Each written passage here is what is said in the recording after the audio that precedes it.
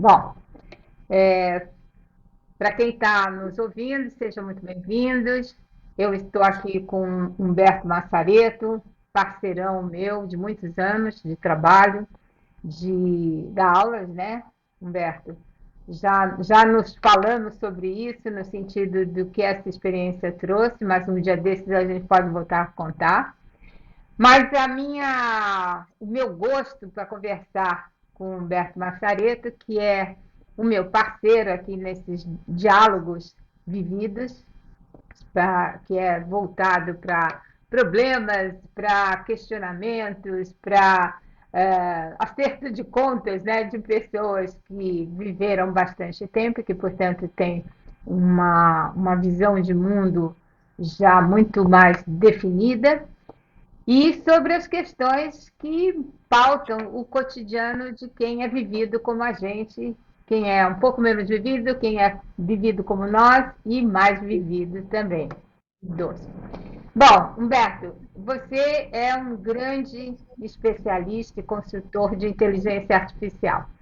E eu, nos últimos tempos, ando assim muito interessada no que nós estamos vendo, no sentido, eu converso com muita gente que tem medo pra caramba do que vai acontecer no planeta, que a inteligência artificial vai detonar todos os empregos, que nós vamos ter decisões tomadas de um jeito assim muito tecnológico e muito menos humano. E aí eu quero que você nos ajude a pensar. Inteligência artificial vai ser como nos filmes de ficção científica da década de 90, que vai tomar conta do planeta e vai definir o nosso futuro? Disse olá, tudo bem? E olá para quem veio aqui assistir a gente, né? Muito obrigado pelo convite. E obrigado por me convidar para falar de algo que eu gosto bastante, algo a que me dedico a estudar há algum tempo. Eu tenho uma péssima notícia para todo mundo. Não vai ser igual aos filmes. Essa semana, de novo, apareceu aí uma nova notícia catastrófica de que a inteligência artificial do Google, o Gemini, respondeu para uma pessoa, um humano, que ele era desnecessário e que ele deveria morrer. E a máquina, segundo esse diálogo, né, que nunca aconteceu, por favor, morra. E eu fico pensando assim, se a pessoa tem coragem de criar uma coisa dessa e coloca no ar, eu acho que ela já está morta mesmo, né? Porque ou ela está se matando de rir, ou ela está matando as pessoas de medo.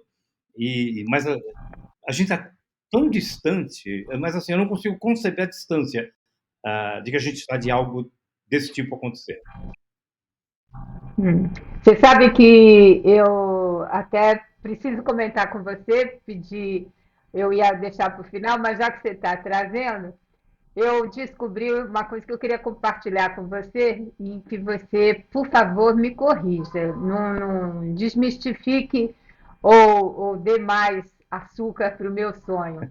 Eu dei uma informação para a inteligência artificial a questão de uma semana, porque eu sabia a resposta, mas eu estava assim, sabe quando você está, sei lá, brincando? Falei, vou ver se ela responde de verdade o que é. E eu fiz uma pergunta, dando o cenário e buscando o maior número de informações possíveis e a mais correta possível. E questionei se ela podia me dizer qual era como eu deveria, era como eu deveria arrumar uma determinada coisa num cerimonial. E num primeiro momento ela me respondeu errado. E eu escrevi, olha, você não me respondeu, você errou, não é assim. Aí ela pede desculpas, você tem razão, eu não respondi corretamente. E respondeu de outro jeito. E eu respondi, você continua respondendo errado. E ela aí finalmente respondeu correto, conforme eu fui inserindo alguns dados para mostrar que, olha, que ela estava errada. E aí, a inteligência artificial é burra? Porque se for burra, não dá mesmo para tomar conta do planeta, né? Não, Porque se tomar conta do planeta com uma inteligência artificial burra, vai dar uma caca enorme. Conta. pois é. Bom, e assim, sem inteligência, né, e natural, a gente já tem um monte por aí espalhado, né? Não vou citar nomes. Como é que tem até um site muito divertido que acho que chama, acho que é Burrice Natural, algo desse tipo, né, uma brincadeira. Aí vamos lá. A, a, tem alguns especialistas dizendo, né, que a inteligência artificial vai tomar conta, isso é aterrorizando, né? E, por outro lado, também há pessoas que dizem a inteligência artificial não é nem I e nem A, não é nem inteligente e não é artificial. Ela não é inteligente porque ela não é capaz de tomar decisões autonomamente. Então, por isso que ela não vai tomar conta do planeta. E ela não é artificial porque ela tem o viés de quem alimenta. Então, no caso da OpenAI, a primeira base gigantesca que eles têm de dados era da Microsoft, que era sócia, que era parceira do projeto. À medida em que a gente interage com a inteligência artificial, nós colocamos novos dados lá dentro. E aí eu vou voltar dois passos para trás, né? Arrisco dizer que a quantidade de pessoas que tem uma inteligência mediana para cima é muito menor do que o lado oposto. Só que todo mundo é democrático desde que você pague o acesso, e à medida em que você imputa novos dados, você carrega novos dados, ela entende aquilo e põe na base. E quanto mais pessoas repetirem aquilo, mais ela admite que é relevante, e quando alguém pergunta de novo, se alguém falar, olha, 2 mais 2 são igual a 5, colocou uma vez ou duas, ok. Mas se 1 milhão de pessoas falam que 2 mais 2 é igual a 5, quando você vier e perguntar, ela vai falar 2 mais 2 igual a 5. Você está falando sério? Quer dizer que nós estamos nos arriscando, dando, assim, democraticamente, informações para a inteligência artificial que não necessariamente são corretas? Esse é o problema existem filtros, existem pessoas que monitoram, existem algoritmos para fazer a checagem, mas eles não são 100% consistentes. Então, muita coisa passa. Assim, vou dar um exemplo. Uma colega precisava de fazer uma prova com crianças do 5º ano. Eram 4 operações que ela precisava. Ela falou, estou atrasada, o que eu faço agora? Né? Eu pensei comigo, o tempo que ela reclamou, ela teria feito umas 5 questões, mas ok. Eu falei, vou fazer para você na inteligência artificial. Quero aqui 20 questões, 4 operações com até 3 algarismos, né? Para uma prova para crianças de 5º ano. Ela mandou, eu falei, já coloca resultado, colocou. Ela já imprimiu, falou, calma, para. Das 20, 12 estavam erradas. Com operações simples, né? Matemáticas. E eu recomendaria, na época, eu ainda não entendia tão profundamente, tem 1 ano e meio, mas eu recomendaria, se fosse hoje, vai fazer alguma prova de matemática desse estilo, usa o Google e não o GPT, como eu usei. Há características para cada tipo de inteligência artificial, e hoje há mais de 8.000 em diferentes áreas, mas nessa específica do chat GPT, que a gente mais ouve falar, tem umas 15 bastante relevantes, tá? E dessas 15 aí, sei lá, o próprio ChatGPT, o Gemini, que é a evolução do Bard, né? O Bard do Google, ele é um vexame, se der tempo eu conto aqui, no lançamento dele. Tem o Copilot, que a Microsoft, depois que se separou da OpenAI, ela investe nele, está muito bem. Tem o Perplexity, tem o Find, tem um monte de Grok, né? E cada uma delas, né, o Claude, ou Claude, né, como o pessoal chama, que é da Amazon, a base é a Amazon. Então, as pessoas que comentam livros, os livros que estão em formato digital, tudo isso entra para a base de conhecimento. Na quantidade é muito grande. A Lama, com 2 L's, né? Lama 3, é do Facebook. Então, tudo aquilo que se trata no Facebook vai para lá. O Facebook tem um filtro bastante. Ele é muito rígido. Então, até ele tem respondido muito rápido o Lama 3, né? Eu faço testes durante essa. Agora, deixa eu falar uma coisa. Então, eu estou entendendo que a inteligência artificial, dependendo de como ela é alimentada, ela é, assim, um objeto frágil para você fazer uso. Quer dizer, você precisa, além de você alimentar, você precisa ter discernimento para saber, pelo menos ter os nuances da verdade, né? Eu preciso peraí, não pode ser isso. Quer dizer, eu preciso pensar, eu não posso aceitar o que ela traz assim como definitivo. É isso que você está dizendo.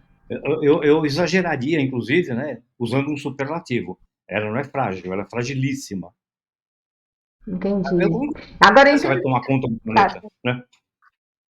Agora, por exemplo, eu estava lendo que eles, você sabe disso melhor do que eu, e muitos dos que estão nos ouvindo também sabem, que as empresas, os laboratórios farmacêuticos deram, né, para a pesquisa um pool de inteligências, né, para tentar verificar que com o conhecimento que a gente tem da humanidade, de medicamentos e tal para determinadas doenças, se eles conseguiam buscar medicamentos que fossem mais eficientes. E o que se descobriu recentemente é que não. E o que as inteligências artificiais trouxeram, não houve nenhuma comprovação de que os medicamentos propostos e os tratamentos propostos seriam melhores do que aquilo que o homem, né, tá descobrindo. Então, me conta uma coisa. Para que serve a inteligência artificial? Vamos agora para ser pragmático. Aham. Eu só não entendi a pergunta, falhou para mim. Não, porque é o seguinte, se a inteligência artificial é frágil, no sentido de que depende de quem alimenta. Se nós vimos que os laboratórios farmacêuticos não tiveram grandes avanços na busca de medicamentos que deem conta de descobrir novas possibilidades para grandes doenças, né? Então, para que serve a inteligência artificial? Só para compilar o conhecimento? Para que serve?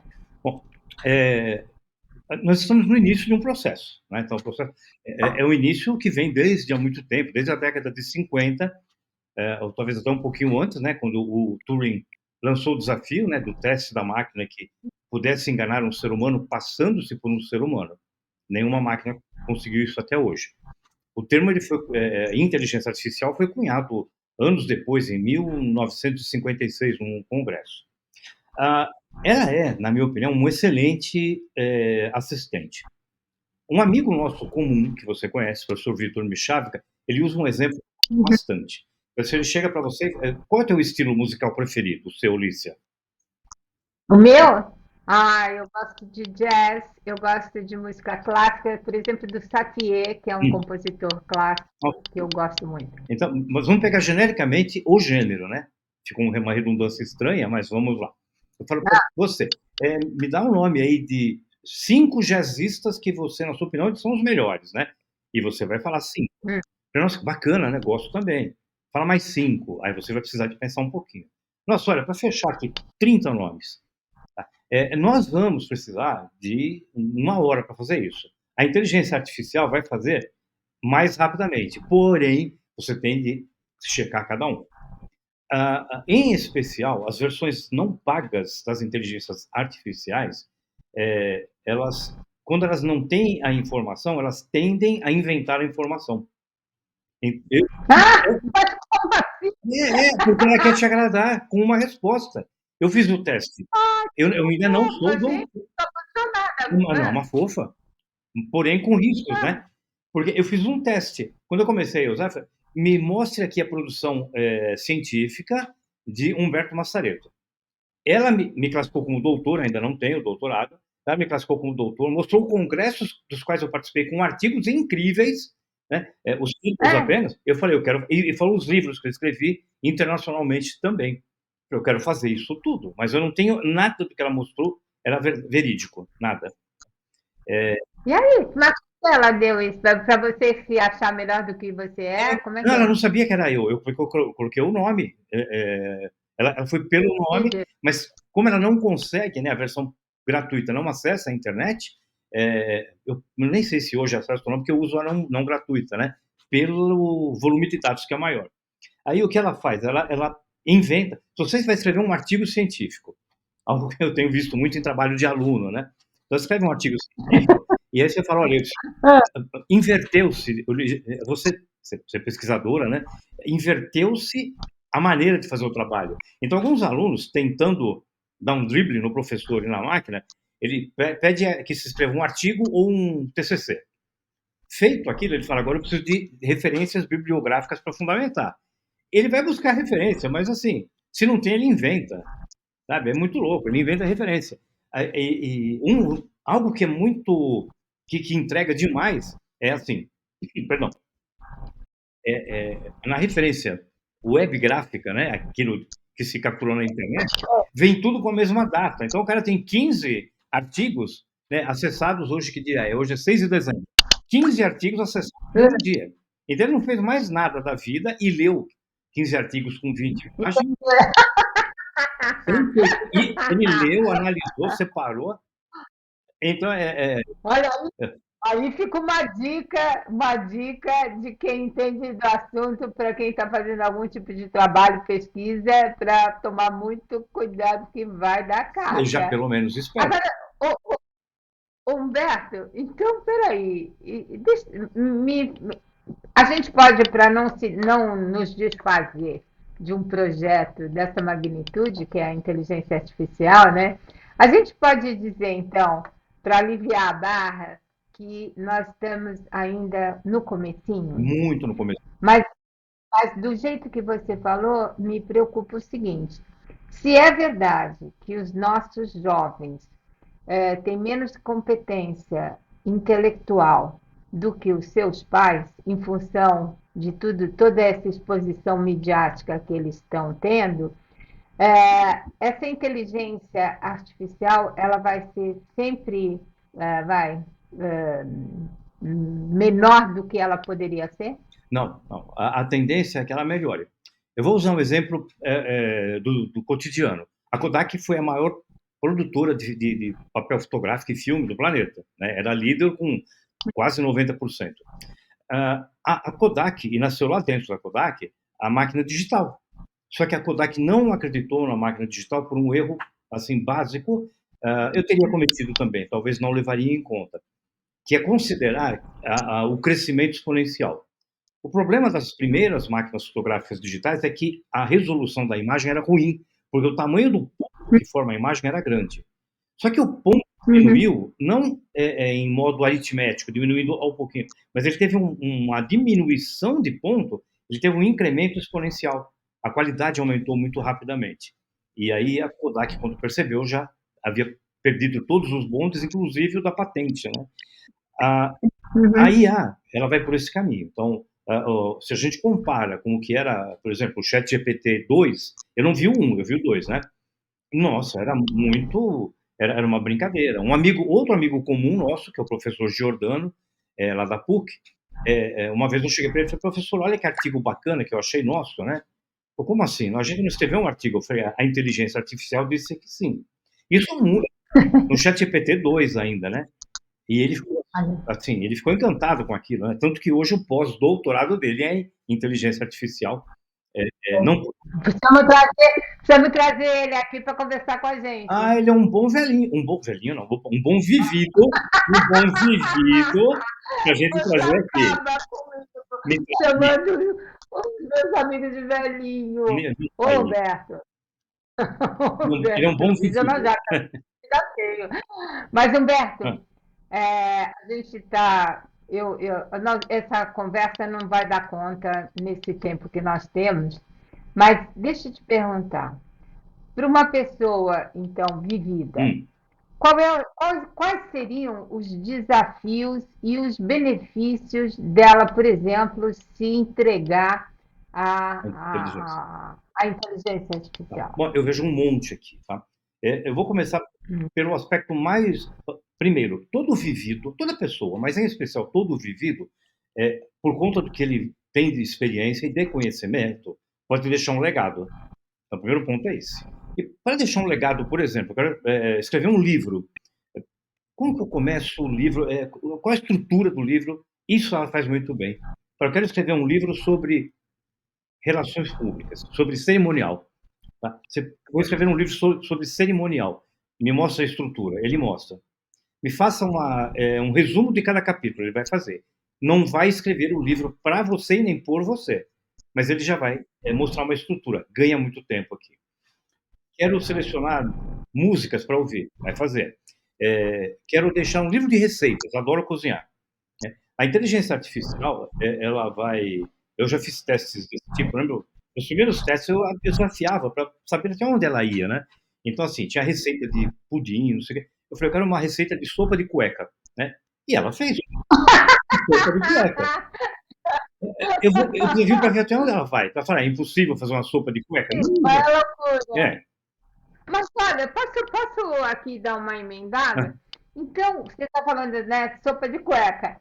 Eu posso admitir, ou pensar, ou sugerir que a inteligência artificial tem um lado de criatividade, que é justamente esse, de, em vez de dizer não existe sopa de cueca, assim, olha, de repente, eu consigo fazer uma sopa de cueca. Não vai ser uma sopa. Né? Como é uma sopa de cueca?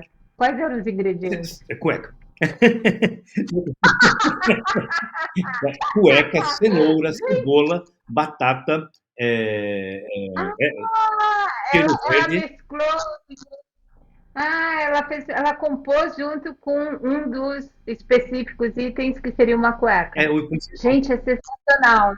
E para nós, olha que curioso, para qualquer um de nós menos focado, menos voltado para as possibilidades da criatividade, né? Do quanto ela é importante, a gente diria assim, nossa, que idiota, né? Mas teoricamente é muito criativo. Sim. Você conhece a fábula da sopa de pedra, não é? Não me Não, lembro tá. como é. Vou resumir bastante. Havia um mendigo, morava numa rua de um país da Europa há muitos anos, né? Alguns séculos, talvez dois aí, e ele vivia em cima de uma ponte. Ele tinha sempre lá do lado uma panelinha com um líquido dentro, o fogo aceso, e ele tomava aquilo e fazia uma cara maravilhosa. O que é isso aí? Sopa de pedra. Né? Nossa, isso parece bom, isso é muito bom. Você não quer fazer lá em casa? Sim, eu vou e eu levo a minha pedra, uma pedra grande que ele tinha. Quando ele chegava na casa das pessoas, ele pedia a água e falava, vou pôr a minha pedra. Lavava, colocava a pedra. E quantos convidados virão? 8. A senhora tem cenoura? Vamos incrementar. Tem sopa de cueca é isso, né? Você pode falar sopa de milho, sopa sei lá, de tênis, enfim. É, é, Entendi. é isso que ela faz. Então, qual é a consistência de uma cueca? É um tecido, é uma fibra. Então, ela faz essa conta. Ela não é naturalmente criativa, mas ela pode procurar por combinações que nós não pensaríamos naturalmente. Sabe o Deep Blue, a máquina que ganhou do Gary Kasparov no xadrez? Ela ganhou porque a Uhum. máquina programada consegue prever todas as jogadas possíveis. O humano consegue prever algumas jogadas adiante, não? O Kasparov acho que era até 30 lances. A máquina tinha todos os lances. E ela ganhou, foram 3 versões. Na primeira ganhou o russo, na segunda foi pau a pau e ganhou o russo, na terceira foi impossível, porque ela fez uma jogada improvável no xadrez, que é mexer o peão da torre. Tá? Ninguém mexe o peão da torre numa partida a sério, a menos que você não tenha mais peças para mexer. E aí, ela tem todas as jogadas. E isso surpreendeu o russo, porque ele falou, não esperava essa jogada. Ele se desestabilizou naquela partida. Entendi. Então vamos lá, Nossa, vamos lá. Então uma pessoa, um indivíduo que queira, como assim, ele tem, ele recebe favores, não é a palavra certa, mas ele tem benefícios em buscar algumas coisas na inteligência artificial para a resolução dos seus problemas, do seu dia a dia? bem. Existe uma possibilidade no ChatGPT, as outras inteligências também, mas eu exploro mais a do ChatGPT, que é você criar robôs com, com tarefas específicas, né? Então, eu tenho um robô vamos lá, eu não sei qual é o nível de aprofundamento de conhecimento, então eu vou ser didático para tentar passar a minha ideia, tá? O que é que ele chama chat? Em inglês, chat conversa. No Google, Uhum. me faça uma lista de 30 jazzistas, né? 30 tocadores de jazz. Ele vai fazer. No ChatGPT, oi ChatGPT, tudo bem? Gosto muito de jazz. Faça para mim uma lista com 30 jazzistas aí. Ele vai fazer. Que bacana. Separa para mim quem é do piano, quem é do baixo, quem é do, sei lá, da guitarra, tá? Ou do trombone. Vai fazer. Você está batendo papo com ele. como você falou, não, isso não está certo. No Google, na pesquisa normal do Google, nem adianta você escrever que não está certo. Lá também tem erro, porque é a mesma coisa. As Entendi. questões, elas são de quem paga, né? É patrocinado. Até vem escrito. As que vêm abaixo são as relevantes. Se 1 milhão de pessoas disser que 2 mais 2, isso equivale a 5, no Google também vai aparecer lá, porque é pela relevância. O algoritmo é sofisticado, ele tem mais de 1.300 itens, dos quais o pessoal que trabalha com propaganda não conhece mais do que 800. 500 são exclusivos do Google, né? No ChatGPT, creio que tenha um filtro igual. E eu Bom, não respondi. Humberto, Então, peraí, eu não respondi. O que dá para... Eu, por eu exemplo, ia falar, ia te cobrar, porque, peraí, você está me enrolando nessa conversa. um dos robôs que eu queria... Porque aí o chat é uma conversa que você estabelece por meio de prompt. O que é prompt? É uma pergunta. É isso. É que o nome ficou chique, então o nome é prompt. Então, põe lá uma pergunta. Aí eu comecei a elaborar prompts que tornassem-se mais completos, porque aí entra um fator. A qualidade da resposta é proporcional à qualidade da pergunta. E nós vividos, nós temos vantagem no que diz respeito a conversar com máquina ou com gente, porque nós temos repertório, experiência e conhecimento. As nossas respostas são melhores. Falei isso para você no outro momento, né? Hoje, muito mais vividos têm oportunidade no mercado de trabalho, mercado receptivo e procurando, porque para trabalhar com IA, inteligência artificial, tem que saber fazer perguntas. Então, eu fiz que tem 4 páginas do prompt, que é para você resolver problemas de qualquer tipo. Bom, então podemos, assim, nós vamos ter que voltar a conversar, porque isso é conversa Tá longa. bom? Eu acho que até seria interessante quem for conversar conosco, quem for interagir conosco, que colocasse, nos desse algumas perguntas, se tiver interesse em saber alguma Ah, coisa, boa. que mande para a gente, porque nós estamos aqui mesmo querendo ajudar. E eu acho que, por isso que essa conversa não pode se encerrar aqui agora. Uhum. Eu queria propor para você, Humberto, nessa nosso próximo encontro, a gente se aprofundar um pouquinho mais e pensar dentro do mundo das pessoas que estão, por exemplo, aposentadas e que são vividas, é, o que especificamente elas podem conseguir da inteligência artificial. O que você acha disso? Bom, sensacional. É para responder agora?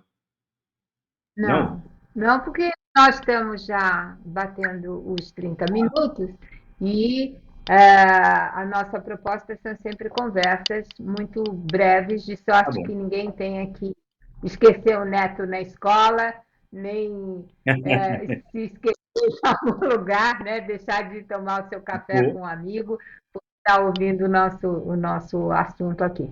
Mas fica aí, em breve essa nossa pergunta, quer dizer, o que de fato uma pessoa com essas características, por exemplo, uma pessoa vivida, aposentada, que está querendo buscar, por exemplo, ter na inteligência artificial uma interação maior do que ela até agora se propôs. Eu acho que isso pode ser um negócio bem legal da gente falar. Ah, O que você acha? acho ótimo. E, e quem está nos ouvindo também, né? Manda. Porque manda para a gente que nós vamos, nos ajude a ficar cada vez mais interessantes e completos. Tá bom. Posso dar uma palhinha Bom, só? Se a pessoa gosta de opa, viajar, ela tem que vir, porque eu vou explicar como é que dá para ajudar em viagem. ótimo, pronto, está aí. Tá aí. A próxima nós vamos falar sobre como as pessoas vividas podem se beneficiar da inteligência artificial se elas gostam de viajar. Com grana ou sem grana, né? Nos 2 Imagina. casos. Tá. Foi um prazer, Humberto, até breve. Nós vamos nos encontrar. Para você que esteve conosco, obrigada e a gente espera você na próxima. Tchau. Obrigado. Tchau.